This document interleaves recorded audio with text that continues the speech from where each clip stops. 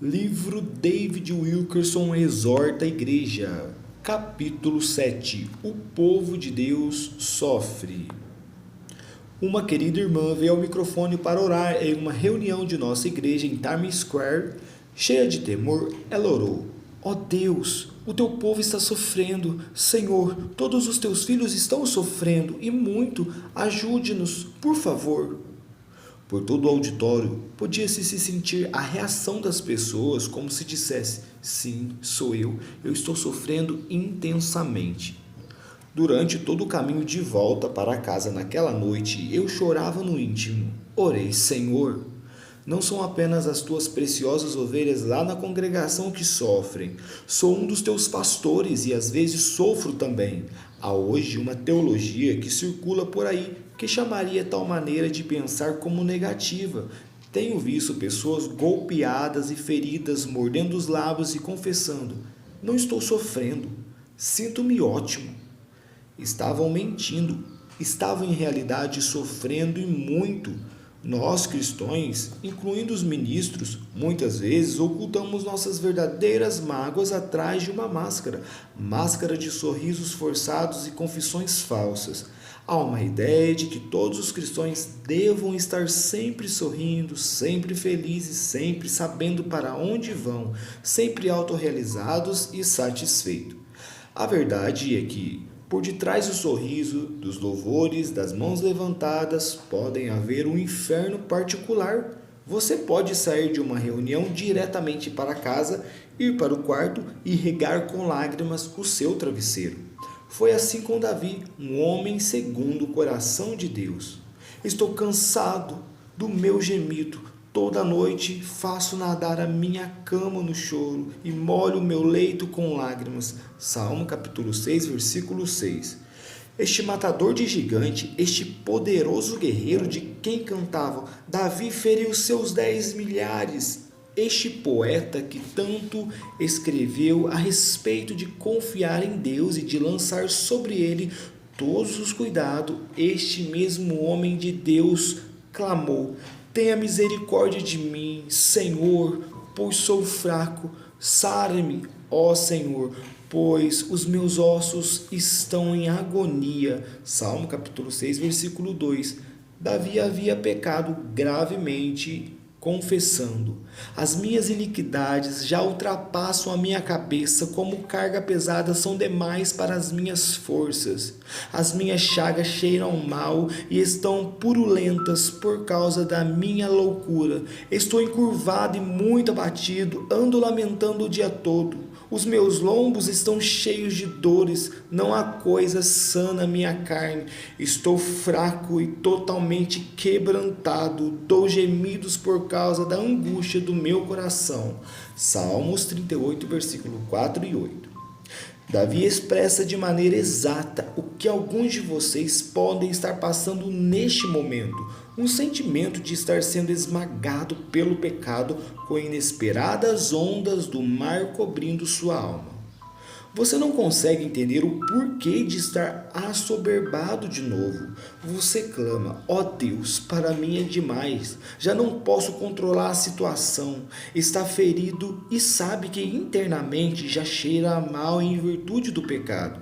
Sabe que tem sido louco e estúpido. Sente a corrupção espiritual e sua mente encontra-se tão enferma, chegando a atingir todo o seu organismo. Seu fracasso, sua falta de vitória tem feito você andar de luto todos os dias. A depressão e medo, sente-se encurvado e muito abatido. Você está angustiado, fraco e muito quebrantado. Davi percebia que estava sofrendo em virtude dos pecados que cometera. Não estava dizendo que Deus não era justo por castigá-lo. Tudo o que Davi queria era ser corrigido em amor. Ó Senhor, não me repreendas na tua ira, nem me castigues no teu furor. Tenha misericórdia de mim, Senhor, pois eu sou fraco. Salmo capítulo 6, versículo 1 e 2. Jeremias orou: corrige-me, ó Senhor, mas com medida, não na tua ira, para que não me reduzas a nada. Derrama a tua indignação sobre as nações que não te conhecem e sobre as gerações que não invocam o teu nome. Jeremias capítulo 10, versículo 24 e 25. O clamor tanto de Davi como de Jeremias, é este: Senhor, a minha própria loucura, meu próprio pecado trouxeram sobre mim grande parte do meu sofrimento. Sei que tens o direito de corrigir-me e castigar-me, mas por favor, lembra-te de que ainda sou teu filho. Derrama tua ira sobre os que não querem saber de ti. Pequei, mas ainda eu te amo. Corrige-me em amor, ser misericordioso. Tua ira me reduzirá a nada. Há uma ira de Deus e um castigo sobre a iniquidade obstinada, mas há um castigo amoroso para os que se arrependem e voltam. Se você sente agora as flechas de Deus em sua alma, sofrendo por causa do pecado passado ou presente, se você tem um coração arrependido e deseja deixar seu pecado, pode pedir o amor divino castigador. Você será corrigido, mas com grande misericórdia e compaixão, exatamente como um pai cuidadoso que disciplina seu filho porque o ama. Você não sentirá a ira de Deus como a sente os pagãos. Mesmo sob a vara divina, sentirá os seus braços amorosos estendidos para você. Chegando ao fim dos seus recursos. Isto é falência espiritual, física e mental. Já não há luta, já não resta resistência. Você está totalmente esgotado, seco, às vezes inerte e insensível. E sabe que sem uma infusão sobrenatural da força de Cristo você não pode prosseguir. É o fim absoluto da estrada, o fim dos recursos, o fim de sua força. Não render-se ao Senhor, mas como gastou cada grama de sua força humana que você dispunha, nada senão o Senhor pode ajudá-lo. Férias não resolvem, de nada adianta relaxar e descansar. Você necessita de poder e vontade sobrenaturais. Davi esteve nessa situação. Você também? Ainda agora está? Você está perguntando se estaria ou não sobre o juízo de Deus? Está reconhecendo a pecaminosidade de sua carne e sentindo-se indignado? Está clamando no íntimo como Davi? Estou fraco e minha alma está confusa. Meus pecados são por demais complicados para eu entender. Eu estou tão doente e cansado da culpa e dos gemidos interiores da minha alma. Choro um rio de lágrimas e às vezes pareço estar morrendo. A palavra de Deus está repleta de relatos de grandes homens de Deus que chegaram ao fim de seus recursos, tendo perdido toda a força. Preguei uma mensagem intitulada A Feitura de um Homem de Deus, que analisa 3 coisas que Jesus enfrentou no jardim: um cálice de dor, uma hora de confusão e uma noite de isolamento.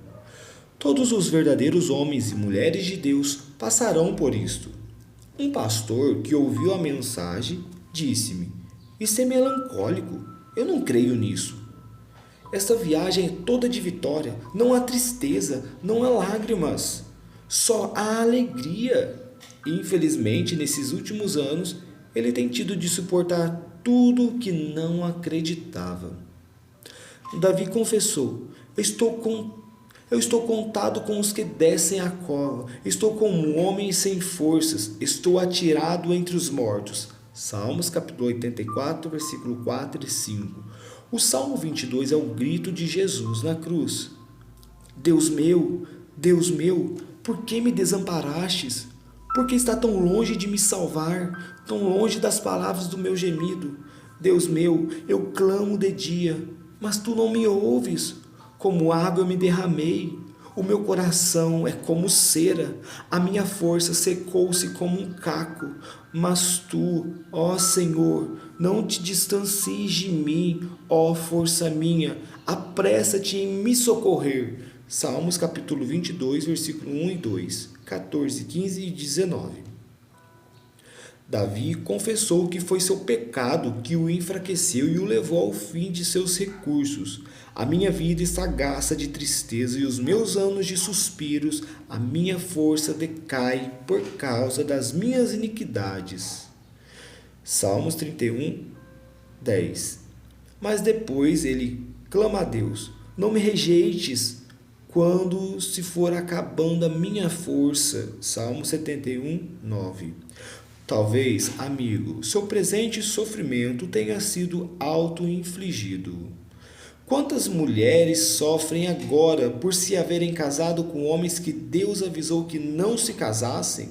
Agora sofrem abuso e vivem no inferno. Quantos filhos estão partindo o coração dos pais, levando-os ao fim de suas energias? Entretanto, é consequência de anos passados em pecado de negligência ou de contemporização.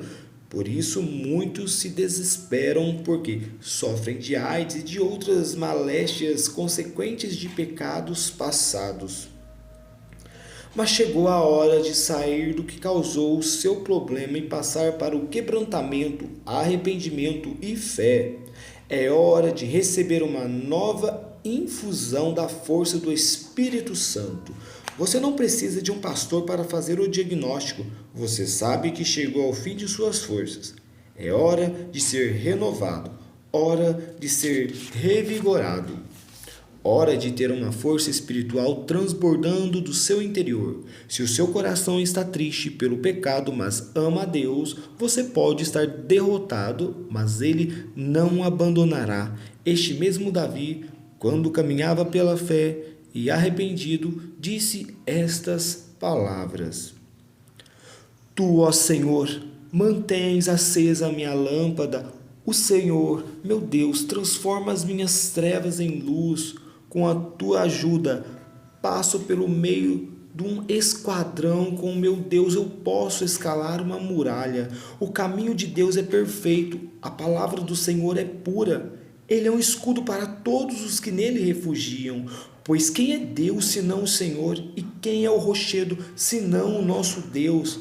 É Deus quem me arma de força e aperfeiçoa o meu caminho, faz os meus pés como a das corças, coloca-me em segurança nos lugares altos, adresta as minhas mãos para o combate, os meus braços quebram um arco de bronze, também me dás o escudo da vitória e a tua mão direita me sustém, a tua clemência me engrandece, alarga sobre os meus passos o caminho, de modo que os meus artelhos não vacilam. Tu me armaste de força para a peleja, fizeste abater debaixo de mim aqueles que contra mim se levantam. Salmos, capítulo 18, 28, 36 e 39. Deus promete forças aos seus ungidos. Bendito seja o Senhor, pois ouviu a voz das minhas súplicas. O Senhor é a minha força, o meu escudo, e nele confia o meu coração, e eu fui socorrido. O meu coração salta de prazer, e com o meu canto eu o louvarei. O Senhor é a força do seu povo, a fortaleza salvadora do seu ungido. Salva o teu povo e abençoa a tua herança. Apacenta-os, exalta-os para sempre. Salmo 28, versículos 6 e 9. Se você clamar, ele derramará sua força em você. No dia em que eu clamei, tu me ouviste, alentaste-me, fortaleceste a minha alma. Ainda que eu ande no meio da angústia, tu preservarás a minha vida. Entenderás as tuas mãos, Senhor, contra a ira dos meus inimigos, e a tua destra me salvará. Salmo 138, 3 e 7. Quantas orações parecem ficar sem respostas? Desejo mostrar-lhe a profunda agonia de um homem da história verdadeiramente santo. Veja se você consegue imaginar quem está proferindo estas palavras. Eu sou o homem que viu a aflição pela vara do seu furor. Ele me levou e me fez andar em trevas e não na luz. Cercou-me com um muro e não posso sair. Agravou os meus grilhões. Ainda quando eu clamo e grito, ele exclui a minha oração. Pereceu a minha força, como também a minha esperança no Senhor. Lamentações, capítulo 3, versículo 1 ao 18. É possível que um justo diga tais palavras? Quem era este homem que perdeu a esperança, que chegou a dizer que Deus fechara os ouvidos às suas orações? É ninguém menos que o santo profeta Jeremias. Cobriste-se de nuvens, de modo que a nossa oração não passa. Lamentações, capítulo 3, versículo 44. mas ocorre também com você e comigo em alguma fase de nossas vidas, quando parece que Deus cerrou os céus e que nossas orações se perderam. Você clama como Jeremias: eu sou um homem que viu as aflições, estou numa situação da qual não posso sair? Se você não crê no momento oportuno do Espírito Santo, nunca vai entender porque as orações parecem estar atrasadas. Toda promessa de Deus se ergue para provar você, a menos que você descanse no tempo oportuno do Senhor.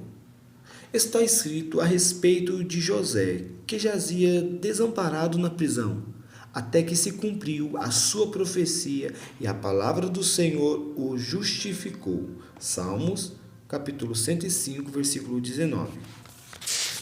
Este versículo sobre o tempo do Espírito Santo está colocado entre estas duas declarações. Primeira, cujos pés foram apertados com grilhões e a quem puseram em ferros, versículo 18. E, segundo, o rei mandou soltá-lo, o libertou, versículo 20. Sua provação de espera partiu-lhe o coração. Ouça o patético apelo de José ao copeiro, depois de haver-lhe revelado que ele seria restaurado e liberto da prisão. Mas lembra-te de mim, quando te for bem. Usa, peço-te de compaixão para comigo, e faze menção de mim ao faraó, e tire-me desta casa. Nada fiz para que me pusessem nesta masmorra. Gênesis capítulo 40, versículo 14 e 15. Aos que perguntariam onde está a fé de José, ele era tão íntimo de Deus, pôde interpretar sonhos e mistérios. Deus falava com ele, era santo e vivia em íntima comunhão com Deus. Então, por que ele apenas não descansou e orou e confiou em que Deus o livraria? Por que um apelo tão lamentável? Fale com Faraó a meu respeito. Ajude-me a sair deste inferno vivo. Ele estava sendo provado pela palavra. Você pode lê-la ou pregá-la, mas enquanto ela não for provada em você, não produzirá vida. Alguns dos que me leem estão sendo severamente provados pela palavra neste precioso momento.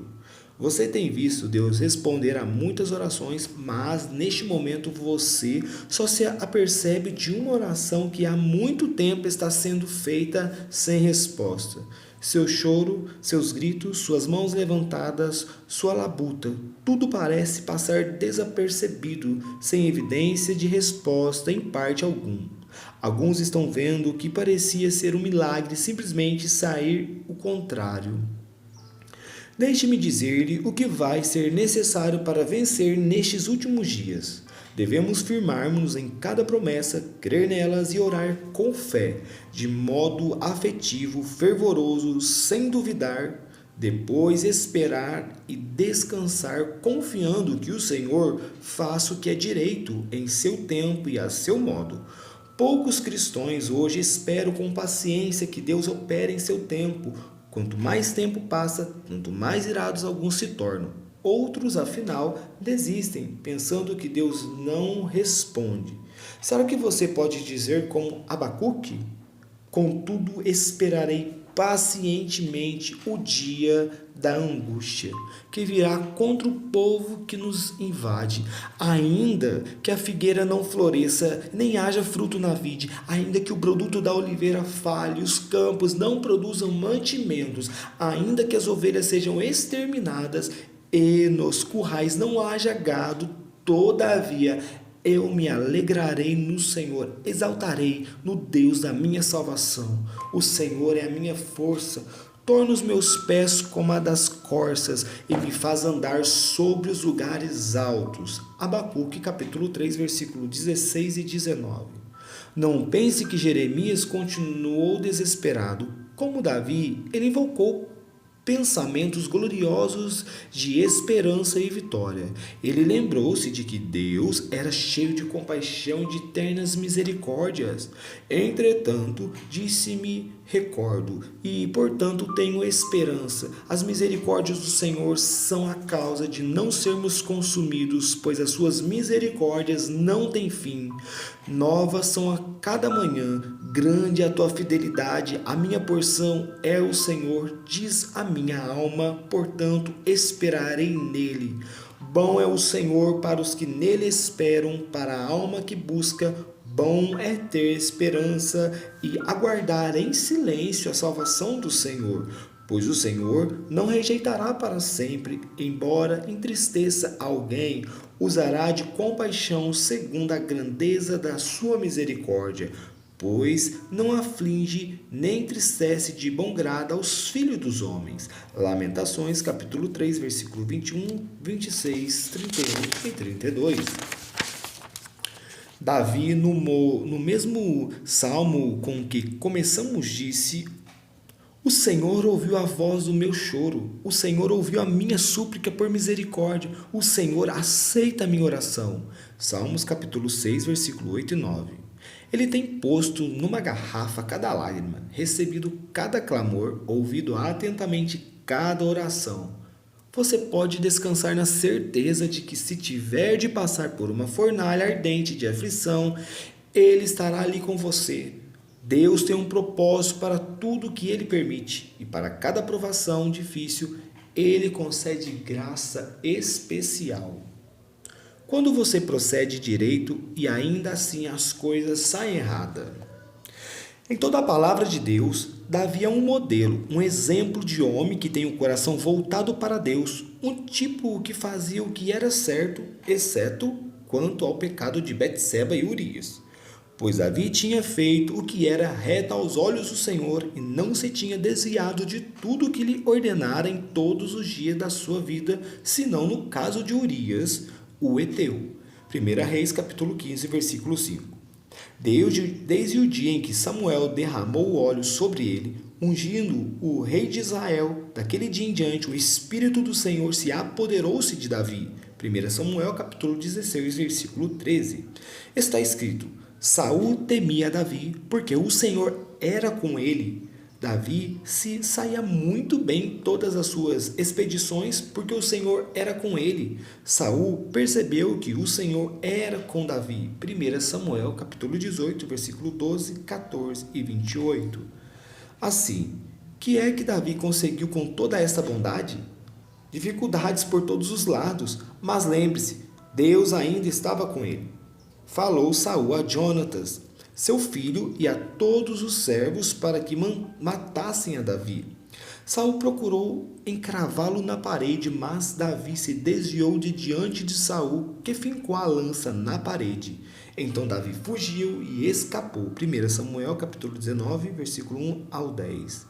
Davi fugiu com medo de Saul e foi a Aquis, rei de Gate, e teve muito medo de Aquis, rei de Gate, pelo que se contrafez diante dos olhos deles, engravatava nas portas e deixava correr a saliva pela barba. 1 Samuel 21, 10, 13. Recorde-se de quando este mesmo homem piedoso se pôs em pé, audacioso, diante do gigante Golias. Davi feriu seus 10 milhares, agora ele se encolhe de medo. Seu melhor amigo afastou-se dele. Está tão dominado pelo medo que finge estar doido para salvar a pele. Ele termina escondendo-se na caverna de Adulão, com que 400 homens que viviam com problemas, endividados, descontentes e que se reuniram a ele. Depois de caçado pelo exército de Saul, escondendo-se, correndo, Davi disse: Ora, um dia ainda perecerei pelas mãos de Saul. Não há coisa melhor para mim do que escapar para a terra dos filisteus. 1 Samuel capítulo 27, versículo 1. Davi estava agora dilacerado pelo temores. Deve ter pensado que o dia da sua unção foi um grande erro. Na certa pensava: Senhor, não podes estar comigo, não posso ser teu ungido. Tudo sai errado. Não adianta, terei de bandear-me para o inimigo. Evidentemente, Deus está irado contra mim. Alguma vez você já disse: nada me resta senão escapar?